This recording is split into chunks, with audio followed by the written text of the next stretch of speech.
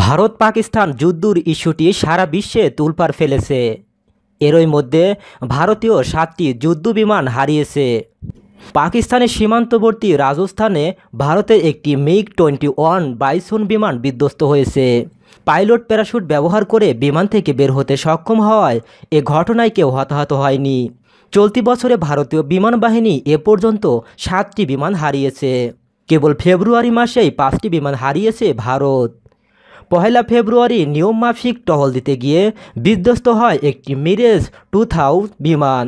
রাষ্ট্রীয় সংস্থা Hindustan aeronautics limited প্রয়োজনীয় উন্নয়ন ঘটানোর পরই উড়তে যেয়ে বিধ্বস্ত হয় এই বিমানটি। একই মাসের 19 তারিখে আইএফের সূর্যকিরণ অ্যাক্রোবেটিক টিম বা বিমান কসরত দলের 2টি বিমান বিধ্বস্ত হয়।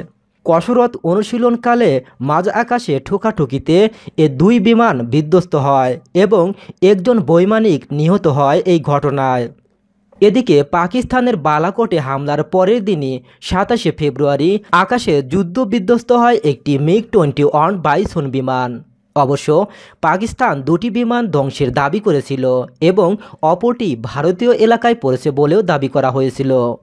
মিগ-21 বৈমানিক উইং কমান্ডার অভিনন্দন বর্তমানে নিরাপদে বের হয়ে আসতে সক্ষম হলেও পাকিস্তানের হাতে বন্দী হন তিনি।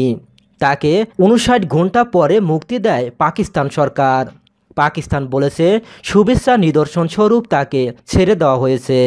বিশ্লেষকরা মনে করছে ভারতীয় সরকার বারবার যুদ্ধ করতে চাইলেও পাকিস্তান সরকার যুদ্ধ করতে নারাজ।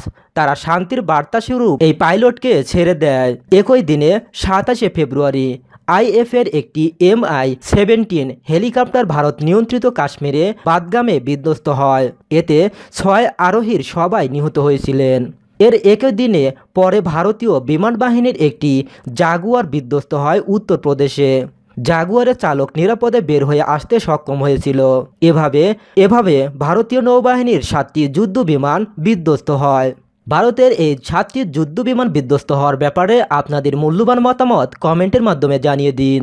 ধন্যবাদ এতক্ষণ আমাদের সাথে থাকার জন্য।